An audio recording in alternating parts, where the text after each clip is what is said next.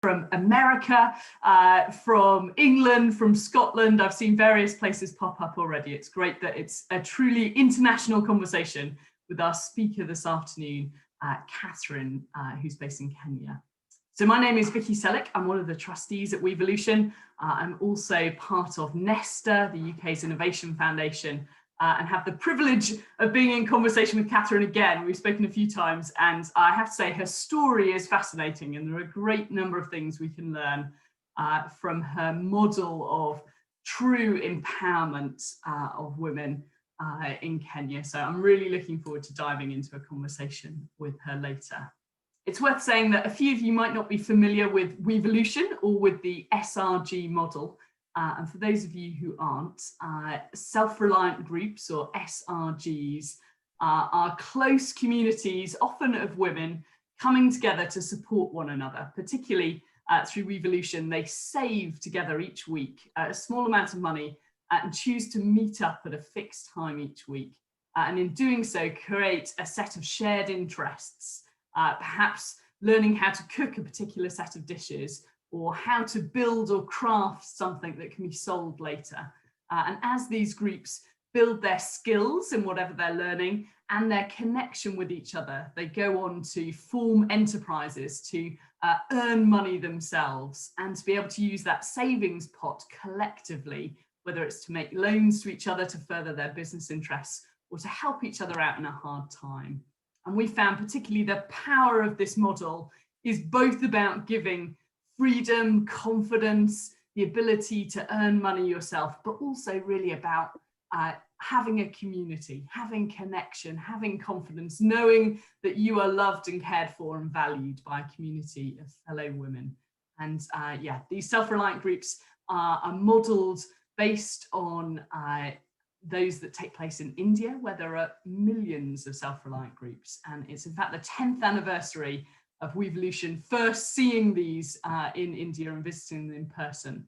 Many of our members went back this year to see them again. And so it's lovely to see how far the movement has already grown in 10 years, both in Scotland, in Glasgow, in the Clyde, Dumfries, all sorts of places, but also in Manchester, in Wales, in the Netherlands. Really the movement is growing, with people wanting to take this particularly self-led, self-reliant model rather than an interventionist model to support women in communities. So today is the first in a series of conversations which are being held by the David Hume Institute and by WEvolution. And a few of you have already mentioned in the chat, this doesn't look like a normal Zoom call.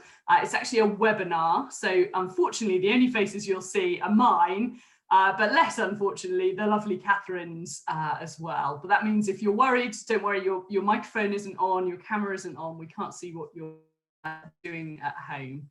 But I would love you to interact and engage. Please, as other people are doing now, interact on the chat. You can add your name, tell us where you are in the world, tell us what you know about self-reliant groups or how you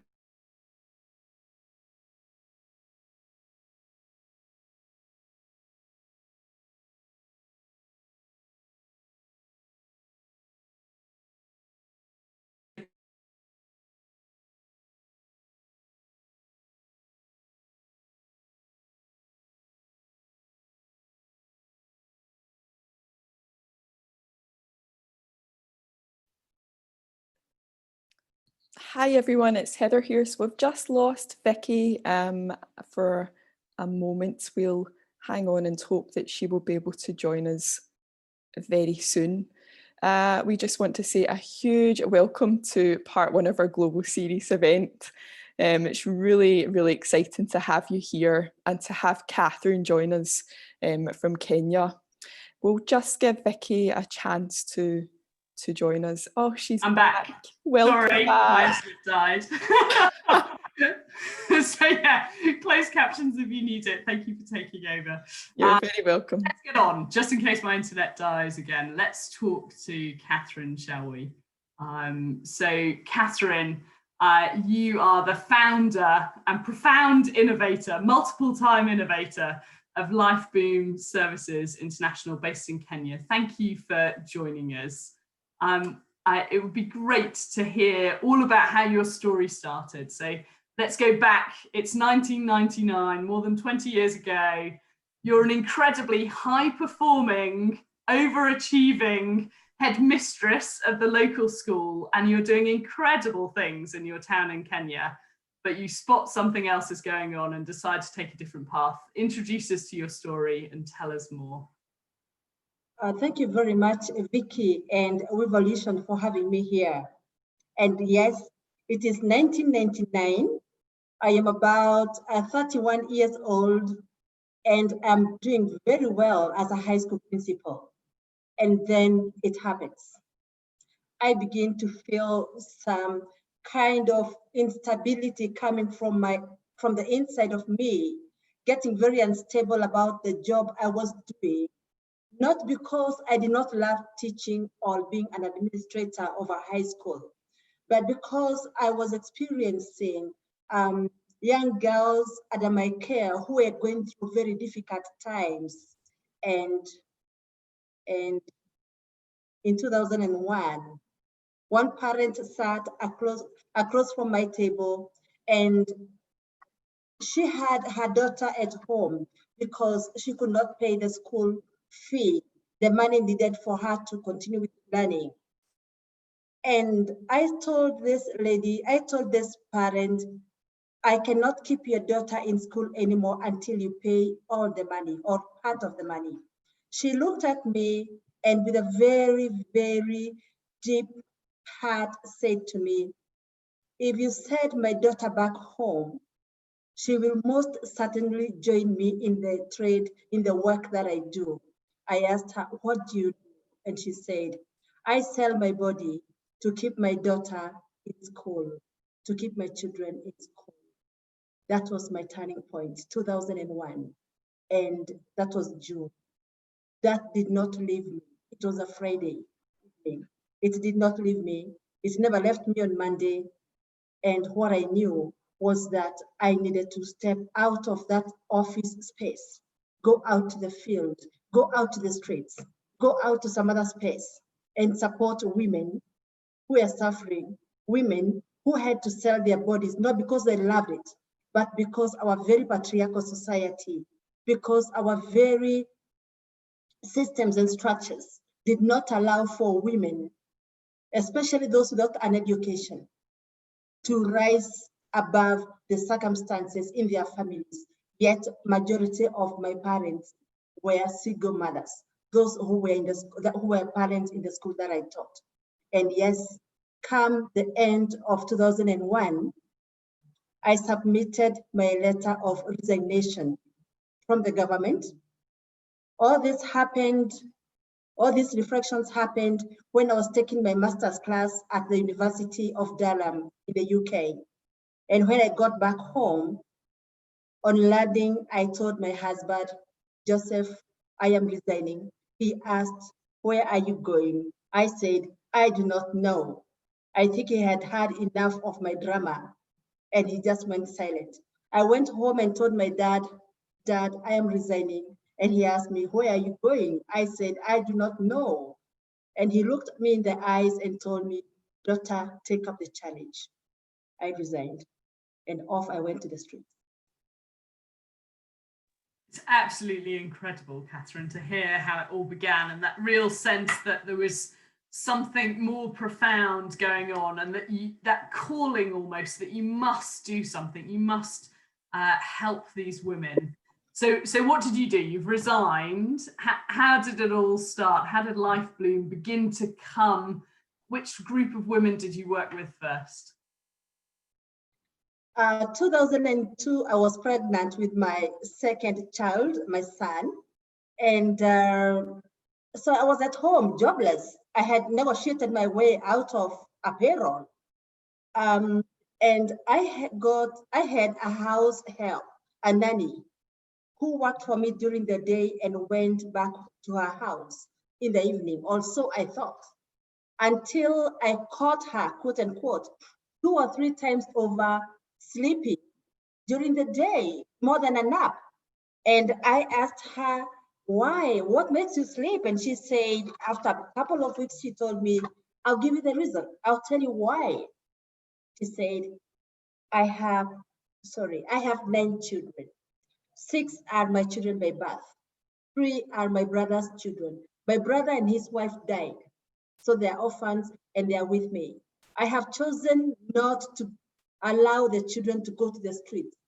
Instead, when I leave your house at 5 p.m. every evening, I go back at my house, check if there's something to cook, if there's food, well and good. If there's no food, I leave the children in the house and I go out to the streets to work throughout the night, to service men, and come back in the morning and come back to your house. And that's the reason why I must catch sleep in the afternoon, because I work throughout the night. I sat her down, we had a conversation. This time counseling was very fresh. The skills were very fresh on me because I had just graduated from Durham, University of Durham. And from there, we began talking about our children, how they go to school, join school. They were not in school at all. So I went knocking in every school that I could lay my hands on and ask whether there was a vacancy for one more child. I called my friends together and we were able to pay the money for school. Remember, I was jobless, so I did not have a penny to my name, to my payroll.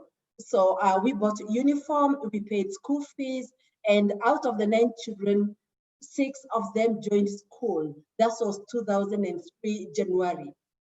And the friends to this woman who was my nanny kept asking her, what is making you change? What's happening? And she'd tell them, come and see. Before long, I had 16 women. Before long, they brought others and they could not fit in my small house.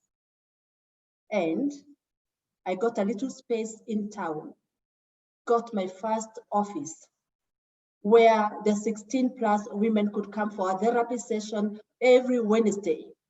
And it all seemed like the pattern was the same.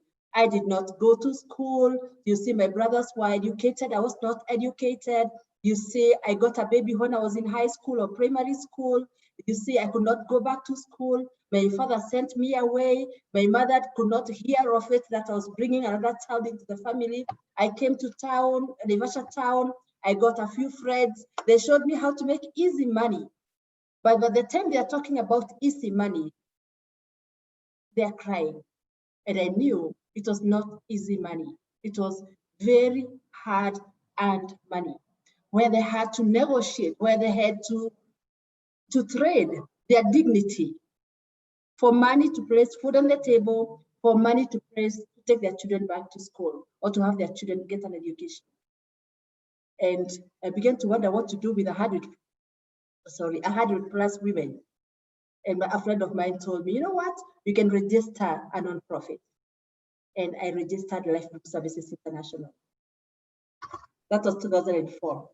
That's fantastic, Catherine, and so heartbreaking as the comments in the chat to hear the stories, not just of one woman, but of 16 women and then 100 women, and how profound that you were able to create a safe space where they felt like they could tell the truth, they could be honest, and also just physically be in an environment with you, be in this building with you in town. You mentioned therapy a few times, and that's your background and your degree training.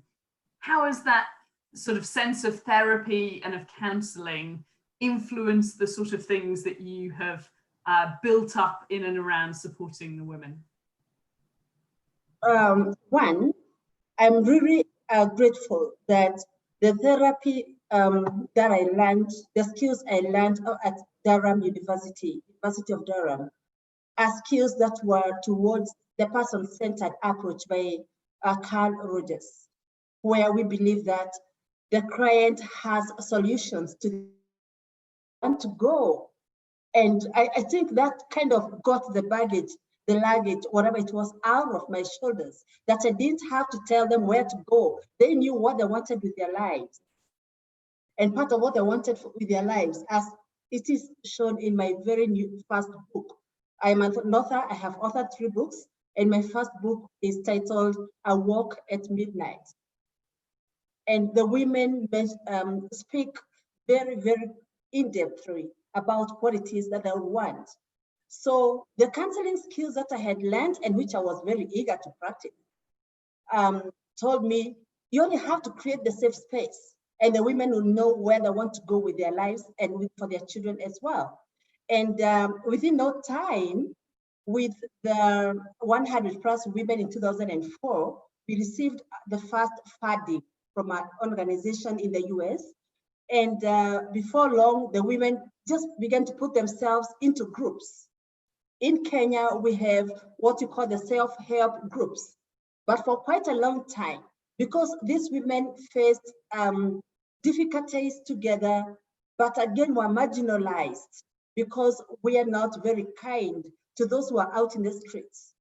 We stigmatize them, we marginalize them. So a long time they did not have an organization or a platform on which they would feel safe enough to develop their self-help groups or working collectively to achieve the goals of educating their children, paying the rent, or even putting food on the table. And by 2006, with more than 500, 600 women and counting, it was like, okay, these therapy issues are large. Catherine is the only counselor. By this time I had two most members of staff, but they did not have a counseling background. And I thought, maybe if I speak with the Kenya Counselors Association, they would allow for me, or they would support me to create a curriculum, a syllabus, to train some of the women to become counselors. And I went to the Kenya Counseling Association and they said, Catherine, we cannot do this. This is just meant to be for professionals. They must have gone to school. And here I am with 600 plus women who have not seen the doors to a classroom or even gone to high school at all. And I said, I will create one. I am a teacher. That's my first graduate school. I'm a teacher. I can create a curriculum, and I'm going to create a curriculum for peer counselors at Life Services International. 2008, and we trained the first 62 counselors who were the group leaders or the leaders for the self-help groups that were created then. We started off with 2, 3, 24. Today we have 36 registered self-help groups for the women who were formerly marginalized and stigmatized, and today they are really rising and soaring like eagles. That's absolutely fantastic. And I think we're at a sort of similar stage with WEvolution, actually, around 50 self-reliant groups registered across Scotland where women are choosing to come together collectively. And I hear in what you're saying, Catherine, some of the things, my work at Nesta, sort of analysing innovation and thinking about ecosystems of innovation and what supports people. And quite often we say of our most promising innovators, our most fertile innovators, that they have this attitude, which is like someone says no, and they say yes and. And I love in your story there where someone says, why on earth would we allow these people to be counsellors or to have a training curriculum or to do this work themselves? And you said, hang on, yes and, you know, surely there's a way, surely there's a route through, surely there's a possibility here, and you find a new solution, think of a different way to approach things. I love hearing that that is sort of in you and in your character too. But I also heard you say a few things about the sort of almost the values of these self-led groups. You were talking about women acting collectively, feeling that they had a sort of group responsibility or group agency, and also a little bit about this idea that, what did you say? You said the women know. The women know. You were talking about we don't need professionals. The women know. They can be upskilled. The women know what they want to do with their lives. They know what their next step is. I think that's two values that we definitely see also in the SRG movement, this sense of collectiveness, that we want to do things together, but also that the women know that there's no need for someone from the outside to tell people what to do. The women know. So tell me more. Are those some of the values? What other values do you see in your work and in your self-led groups? I love that you keep saying the women know. Yes, they do. They did. They always have had this knowing. All what they needed is a safe environment, one that is non-judgmental, one that does not look at them as women from the streets, one that does not look at them as women who have failed in their marriages, one that does not look at them as women who cannot raise their children because they are drunk with alcohol or drugs or whatever else. They know, and their dreams and visions are large, they are big, just like mine and yours and everybody else who is on this panel, on this platform tonight. They know, and this means building a culture of acceptance, irrespective, acceptance of any woman, any girl, any man who walks in through our doors. And on that, personally, as Catherine, I don't negotiate. My colleagues, we are now 10 of us, 9 of us. They know that. And there are no two ways to it. Our doors remain open, and we keep the culture of open the doors to your heart, not just the physical doors to our office, so that anybody can and everybody can feel comfortable enough to step in. And this is the same thing and culture that we're teaching the mentors that we have on the program. And as I said, we started off with 62. Today we have more than 1,600 mentors who also carry the value or commit to the value of paying it forward. This is not yours. It has to go through you to the next person. It has to go through you to your peers, to those out in the streets.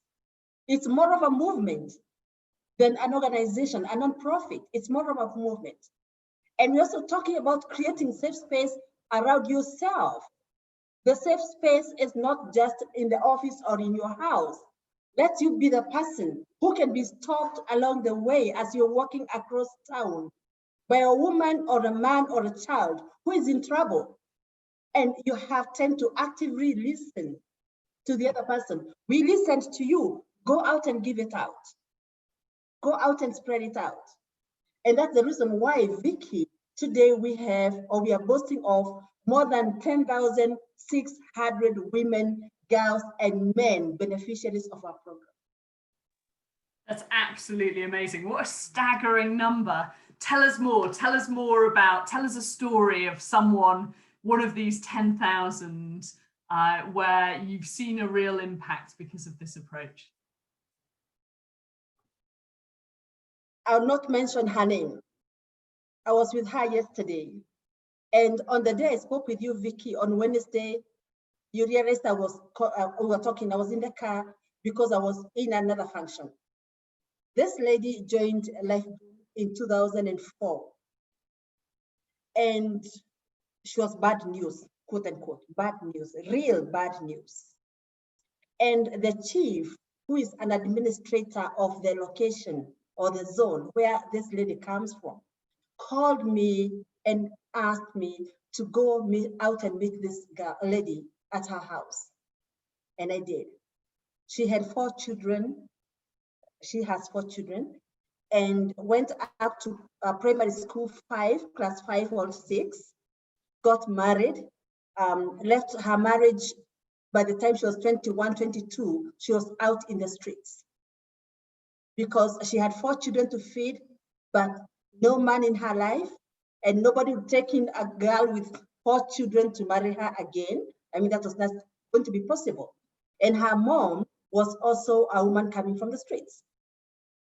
She joined a Life Room, and within a short period of time, her leadership qualities, potential was coming out so well that we'll find her conducting sessions even when the staff members have not joined the group. She's already taken up the leadership.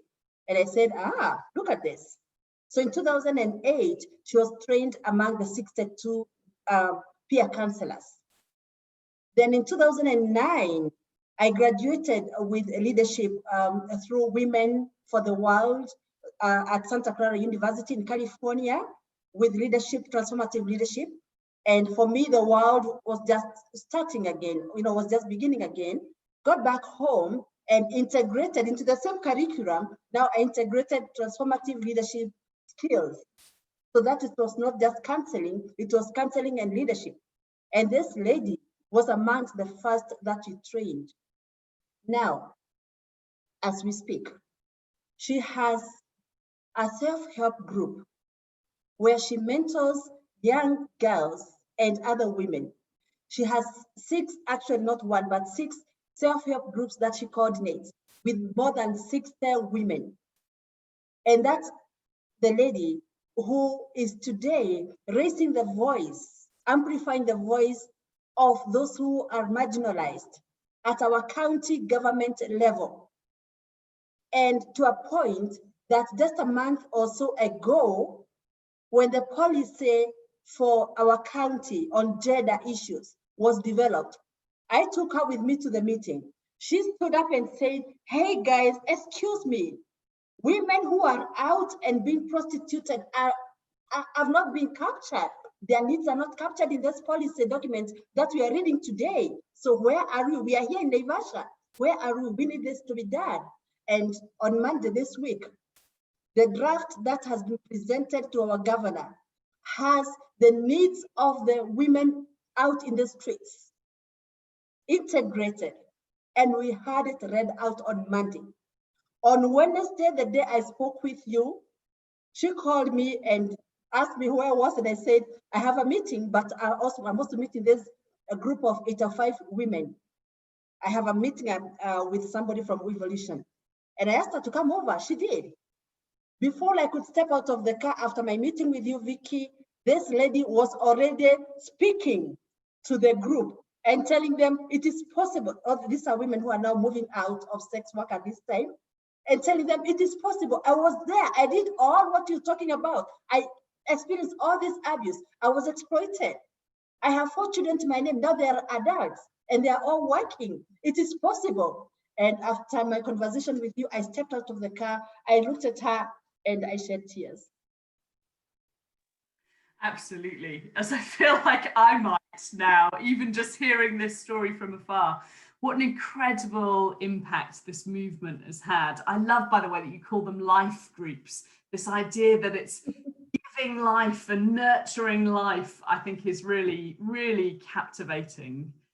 We sort of sometimes wonder how do we get these things to grow? How do we get them to scale? And you've got this incredible story of scale from 1 to 16 to 10,000. We've thought a little bit of WEvolution over the last few years. You know, how do we get this model that we're really captivated by and think is brilliant to grow? And for a long time, we wondered, should we be a franchise, essentially? You know, a bit like McDonald's. Basically, if you want to run a self-reliant group, here's the logo, here's the toolkit, you must do this, you must do that, you can't do this, etc. And we actually steered away from that because we felt like we wanted to be a movement. We felt like it was much more within our values that we said, we don't own this thing, we help facilitate it, but we are proud to be part of a wider movement. And I heard you use that word movement earlier. Tell me, as sort of movement building been the way that you have grown Life Bloom as well? Yes. And not just a movement, but a movement that is self-propelling. You don't have to push. We don't push. It just keeps growing. It just keeps expanding. From the 62 women we trained in 2008, as we speak, one of them is the chairperson of the board of directors at Life. And apart from, I think we lost 3 or 4 along the way, they died. And all the others, we keep tabs, we keep track, and all of them are either working in organizations or with the government, or they're working in their own businesses. But all of them have a history of just expanding and expanding. And, you know, every day there's somebody new who joins the organization or the movement. And apart from that, we have, in the last 3 years, the women groups, the 36 of them, and also girls clubs, because we are now working among teen moms. girls who have become pregnant when they're young and they're in their teenage and they're out there, they're not in school anymore, and taking them back to school. Amongst them, we have created 2 parallel lines of movement. One is called Women Champions for Change, where we have the 36 groups.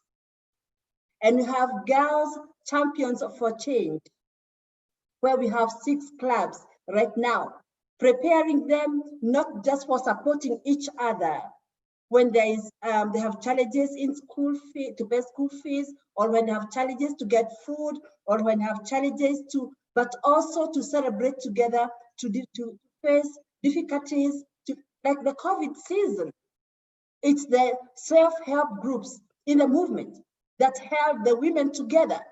They're the ones who shouted, who called and said, we have these households in our neighborhood that are going without food. Their houses have been locked up because they cannot pay rent.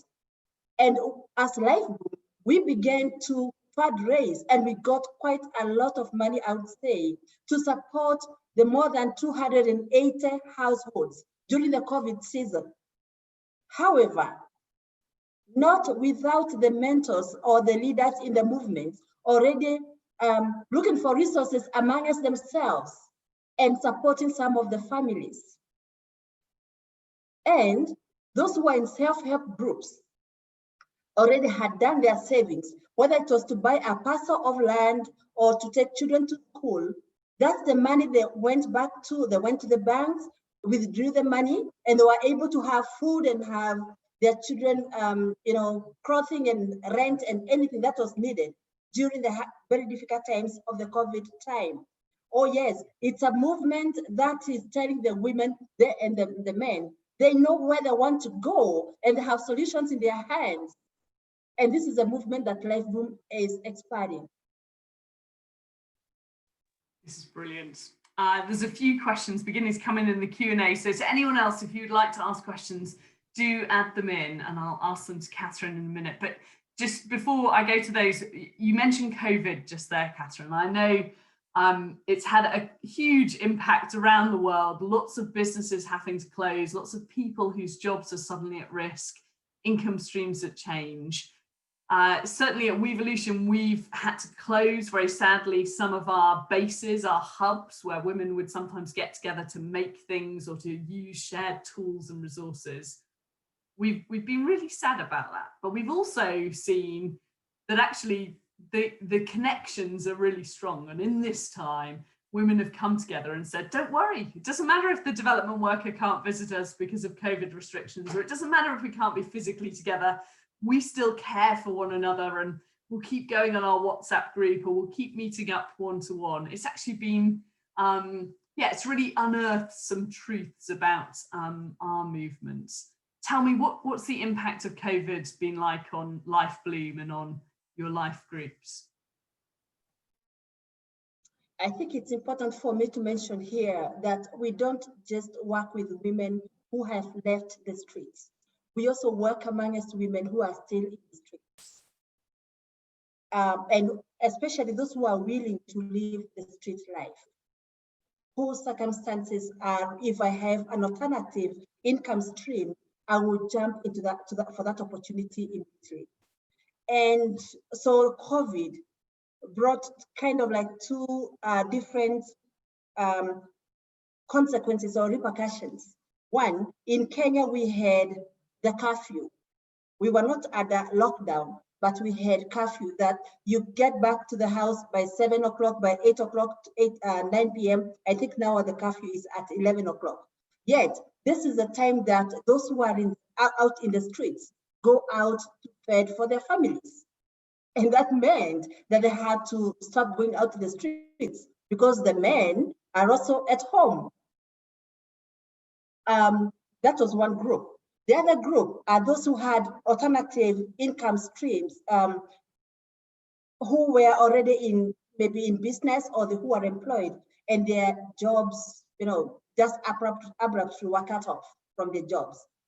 So for the first group, they began to do much more of home-based sex work. which is not a very good thing, considering that the children were at home and are still at home because the schools were closed. And this is one of the, the crying, the tears that women have really had to bear with during this time. They're coming to us for counseling because the men who are they're moving out with, they don't meet them anymore. And when they have to do it from their homes, then they don't know what to do with their children. Yet then we have the other women who had taken steps and left the street work. Majority of them relapsed.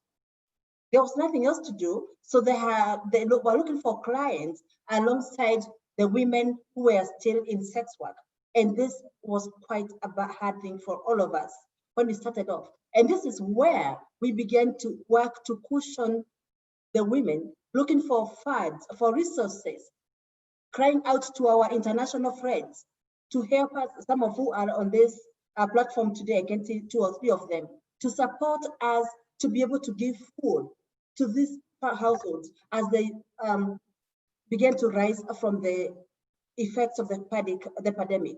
Now, very, very interesting, but also a very bad thing happened, that when the government was issuing food in the first 3 months of COVID, March through to July or thereabout, our women were not registered because they are not in, some of them are not in groups, self-help groups. So the government was using the registration of groups, which is in the government department, with the government department.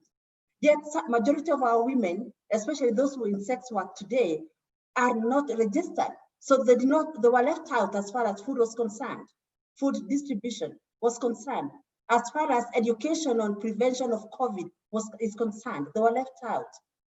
And we raised that. We woke up and told the government officers, you know what? This is not going to happen when Life Bloom is still in this county. And I remember personally, one time working alongside one organization, it's global, I won't mention the name, and they wanted us to go give food to a certain community because that community is registered with the government. And I got very angry with that and I asked, tell me something. So those who are not registered, whose data is not with the government, are you telling me that they're not Kenyans? They're not citizens? They don't have a right to government food? And because we had some resources, we had some money given to us by our friends in the US, I told this organization, go ahead and give food to the government registered person. Life Bloom, and I'm saying this as a CEO, my stand is this: we are giving food to those who are not registered. Today, as we speak, all our women have received food from the government. That's brilliant. I have to say, Catherine, I don't ever want to be in an argument with you because I have a funny feeling you are incredibly persuasive. You stand up for what is right and you get stuff done. It is brilliant to hear that you won't let these women be pushed aside because of bureaucracy, right? As it leads on to one of the questions, Jane has sort of put a comment in one of these questions. So Jane Gosnell saying, it's been really inspirational to hear your story and also to understand that sexual exploitation, is real both in the UK and in Kenya. And quite often when we stand against it, when we resist it, we are ourselves called names. We are ourselves sort of pushed back. So thank you so much for sharing. It's really inspiring, Jane, and I think lots of other people to keep fighting. She says, for my sisters to be free, as well as keep helping self-reliant groups to grow. I absolutely agree. And we've got another question about what's the response? So you're speaking to government partners and saying, well, look, you're not accounting for these women. Well, look, you're not allowing them to access food. Look what's going on. How does the system respond to you? Are you seen as an agitator, an insurgent, an upstart? What tends to be the government response to you and your work? Thank you very much, Vicki, for those very kind remarks. And yes, And it's not just the government, but also our churches. In Africa, in Kenya, we are very religious persons. No, without due respect. And I am Catholic, born and raised Catholic. And I'll start from there instead of first going to the government. I remember in 2006, I had condoms on my table, and my priest walked in to my office. And he saw the condom, and he asked me, Catherine, are you still Catholic? I said, yes, Father, I am Catholic. Catherine, what are you doing with condoms? Boxes of condoms in your office and a box on your table. And I said, my priest, I am teaching women on how to use condoms because I have no alternative source of income for them. They must first protect themselves before they can make a choice whether to live and how to live. He looked me straight in the eyes and told me, yes, you are the real Catholic we are looking for. I told him, Father, I thought you'd tell me you're going to start working on my excommunication from my church. And he said, I want you to come and teach women how to rise above the doctrines of the church. I have the blessings from my priest. I am very happy. To the government, yes, and it's not easy. It's not easy. One time I was appointed, in 2011, I was appointed the chairperson for the board of directors for the water company in my area. And I had been appointed or selected to join the board. Because I represent women. I had interest to represent women at the board, and I was appointed. And the next time we had a board meeting, the first time we had a board meeting where I chaired, one of the government officers came to the meeting. When the meeting was done, he called me aside. Catherine, who are you? I told him, you know, I am a high school teacher. I am a counselor by profession. I don't know what and what and what. He told me, do you know why I came to this meeting? I said, no. I came to this meeting because the story doing its round within Naivasha is that the chief sex worker has been appointed as the chairperson of the water board, the water company. And we are not going to allow for that. So people are planning to demonstrate. The councillors, that's in the local government, are planning to have a demonstration against that. And I'm going back there to tell them, you have not seen a brilliant woman, call her a sex worker or anything else. You've not seen a brilliant woman like this one. Yes, Vicki, it's not been an easy journey. I have had to cry very many times, to shed tears, even in those offices. And I remember going to the water company the first day and I asked, how can we all be sitting here talking about giving water to areas where the rich live and leaving out the slum areas? But by the time I stepped out of that company after my term in 2017, 3 of the slum areas had water connected just about 10 or so steps away from their houses, away also from the doors to their houses. I had said no, I went there and I made sure that that happened. Yes, working with the government is not easy. I love to stand for them. I love to stand with them. And now that Lucy and other mentors are able to raise their voices even without me and my colleagues, I mean, there's no better joy than to hear them say, I went there, I said this, and the women now are given food by the government. I went there, I did this, and I said, we're not going to be marginalized or stigmatized because of this. You're studying in this space. You're a true inspiration, Catherine. A true inspiration. This is great to hear.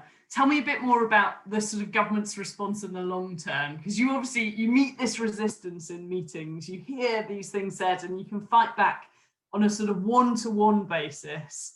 What about in general? Has the work that you've done changed how the government thinks of women? Has it changed how it provides support, the sort of wider policy environment?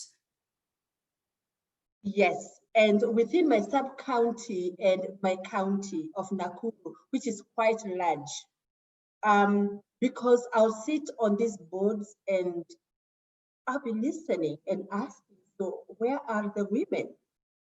And if the women are represented, I'm also asking, how about the marginalized women? Who raises their voices at these board meetings? So one of the things that I do, Vicki, is to make sure that if an issue or a challenge, especially exploitation of women, is eating into me, is destabilizing me, is causing turbulence in my systems, personal systems, then I'll try and join the board of particular government departments. That way, I can speak from the boardrooms with the men and the other women who probably think that being educated like I am, I have a master's degree, I'm right now going back for my PhD, that women start and end with us. No, women start and end with those who are down there. They are a representation of who we are. I love that your answer is basically, does this company annoy me? If so, I'm getting in on the inside. I'm going to be inside and changing them from the inside out. I really like that. I really like that.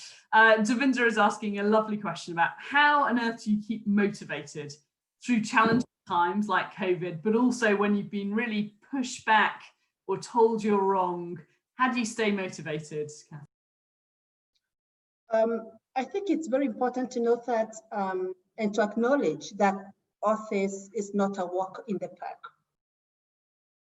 COVID came, we were all shaken. I personally was very shaken. I have children in high school, and when the president said we are closing all the schools and parents will need to travel to get pick their children from the boarding schools, I had 3 high school children, and I know my life almost stopped there. By Saturday, that was on a Sunday, but by Saturday, I woke up and wrote to all my colleagues, there are 9 of us, and said, you know what? At the end of the day, we are going to work from home, but we must be the torch bearers for hope. We can't lose this one. And that got to start from amongst ourselves. Let's talk about our fears. Let's share, let's have Zoom meetings from wherever we are and share about our fears, our struggles. The world looks like it's coming to an end, but we have more than 10,000 women looking up and wondering whether we are going to give or share hope. We knew some of them, of course, raised their flag, their green flag very early, and they were showing hope. But I think for me, I was almost destroyed. The first 1 week of COVID in Kenya, I was like, God, we cannot continue. But as we continue doing that, my staff members began to reaching out to the groups. And the groups started to reach out to their peers. And it became a very expansive thing that we might not meet in the office anymore. We don't know for how long. We will not come to where you are unless it's absolutely necessary. But you know what? We've got to keep this going. So one of the things we did was to buy smartphones for our leaders on the ground, the women peer mentors on the ground, buy them smartphones, teach them how to use smartphones, so that every zone there was communication between those mentors and their peers and the neighborhood, and we who are working from home. And that's how we got to learn that quite a number of households were going without food. That's how we got to learn how to keep moving back and forth in terms of how do we ensure that the fear that was in the media, the fear that was communicated through the media and through everybody else, every new case brought a new fear. The first death, I remember in Kenya, the first death almost stopped me in my tracks. Fortunately, and I'm really thankful about this, we have not had any of our women, any of our households report any COVID cases. We went back to the mentors. We trained them on COVID prevention for COVID-19. We bought water tanks and gave them soap. We trained a few of them how to make soap at home and then distribute it out to others. We got women making masks at home, and then we buy the masks and distribute them to communities. Yes, yes, yes. We have learned our lessons. Women at home in Glasgow and across Scotland nodding along to that, because they too have been crafting soap. They too have been selling and making masks to be a kind of practical response to COVID and to these odd times. Now, Martin, I think, is somehow going to magically appear in our conversation. He wants to say something or ask something. Let me see if it's going to happen. Heather will be in charge of making this happen. Yes, here he comes. Martin, over to you.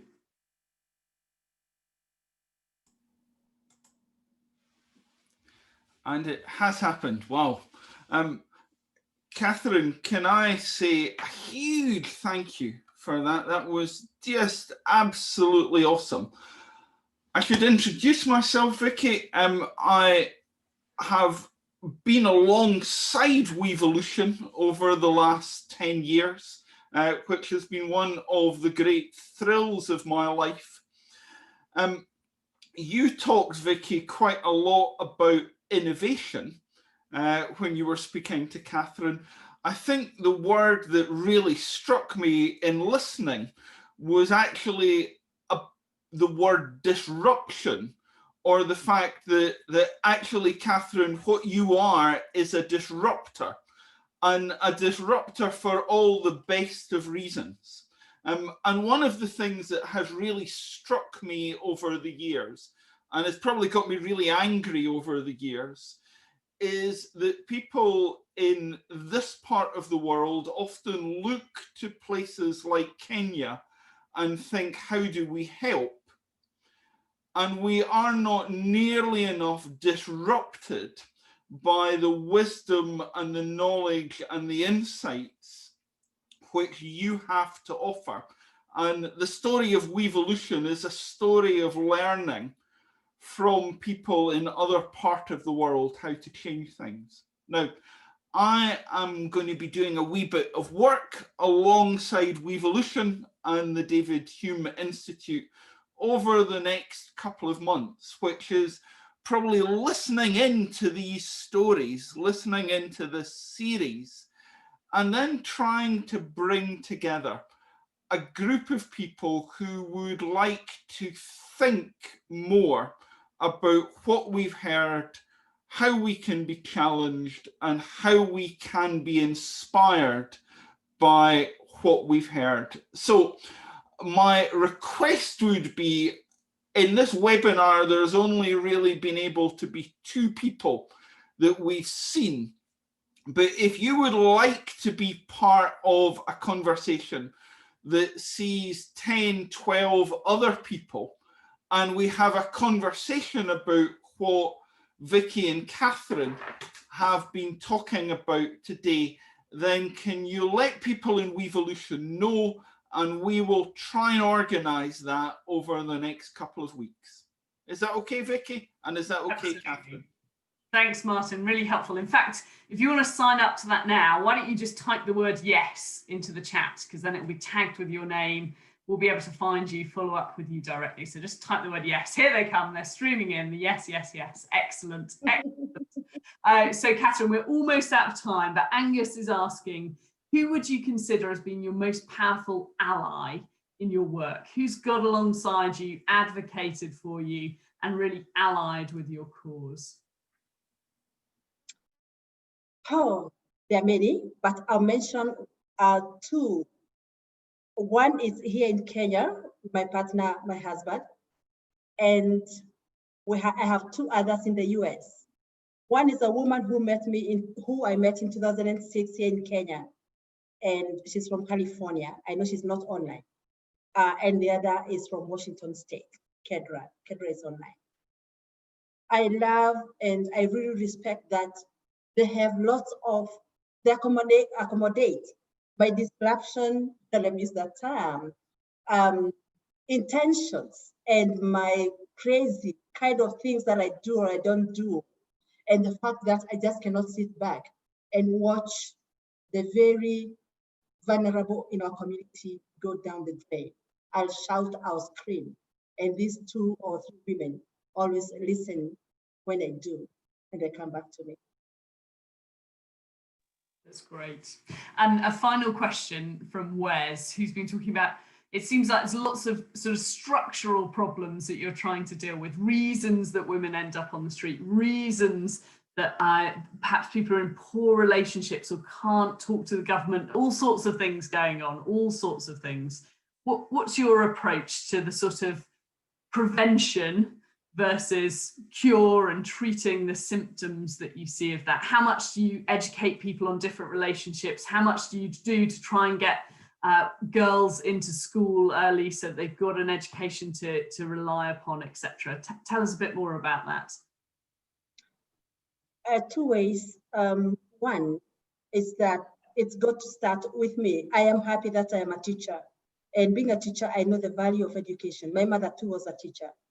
And when I look at my children and imagine that they have all the privileges in the world, and then I meet the children who are not in school because maybe their parents cannot afford, their mothers cannot afford, because of the circumstances in their lives, then I know something must be done. And part of it is not only to educate the mother or the parent about this, but also to get to the nearest education office, government office, and find out how we can place these children in school. Lifeboat currently has 17 children that we are supporting through primary school, who were never in school before, and some of them are teen moms, both boys and girls. Secondly, is to not only disrupt the boardrooms conversations by being there, but also to teach others about the same. And very important, in 2009, when the first women in my group said they wanted to learn skills like what I see WEvolution doing, baking, catering, knitting, whatever it is. And I went around asking the colleges, the polytechnics around government polytechnics in Kenya. And they were like, no, we cannot take those women. They have been out in the streets. They don't have a basic education. That I said nonsense. The next thing I did was to begin raising money to build the first school for the women that we have built in Naivasha. And it is called Women One-Stop Center. I have no idea where money was going to come from, where the piece of land was going to come from. I think that is one of my most crazy moments in life. And when I asked for a gentleman in my circles, who is an architect, to make a design for the house, for the school, he asked me, Catherine, where's the piece of land? I need to visit the land and do this and that. And I said, the land is in here. So you got to give me a design because I must raise funds. And I went straight to Global Giving. I don't remember who introduced me to Global Giving platform. And they put up a project there. And we were able to raise money globally to be able to build that school. We have 2 classrooms already done. And today there's a meeting going on, a group therapy session going on in those 2 classrooms. I said, if this government cannot build a school for those who have not been to school, I will do that through Lifeboat and prayerfully. Others will come up along the way. Oh yes, you've got to be bold enough to have the movement happening from within, and nothing can stop that. It's just unstoppable. Brilliant. What a lovely place to end, Catherine. I know you've shared some of the links to various websites where we can read a little bit more about your work. My colleagues from WEvolution will add in a link now where participants, you can sign up to hear the next talk in our series, which will be on the 20th of November at 3 o'clock, where we'll be hearing from Salomon Raydan, sorry for mispronouncing your name, who will come to us live, zooming across the world from Venezuela to talk to us about alternative credit and alternative finance. And there's also an opportunity for anyone on the call, if you want to talk more, you can join the WEvolution Facebook group, tweet us, talk to us, engage and keep this conversation going. But Catherine, I have written down 2 phrases I think I might pin to my computer screen. The women know, and you have resolutely reasserted that we must trust people to be in charge of their own lives, to find their own destiny. And if we can be enablers of giving them space to do that, gosh, the women know what they want to do with their lives. And we must also be torchbearers of hope, as you rightly described. How can we explain and talk about a different environment, one that is filled with hope for the future? Catherine, it's been a total pleasure to talk to you. I feel like I could talk to you all day, but as it is the evening there, we should allow you to go. Thank you for giving your time, but thank you particularly for inspiring a whole bunch of us this afternoon. Much appreciated. I want to thank you, Vicki, and thank WEvolution for this opportunity, and IACD for bringing me towards WEvolution, introducing me to WEvolution. And I want to say this, that yes, we are unstoppable. If there's any time that we needed, it's this COVID time to be the torchbearers of hope. And the movement must start from within. New partners, networks, let's move it. Let's make the world have the hope that it needs right now. Thank you very much. Blessings. Thank you, Catherine. Hear, hear. And thank you to all of you for joining us. We look forward to seeing you at the next WEvolution and David Hume Institute talk. Thank you.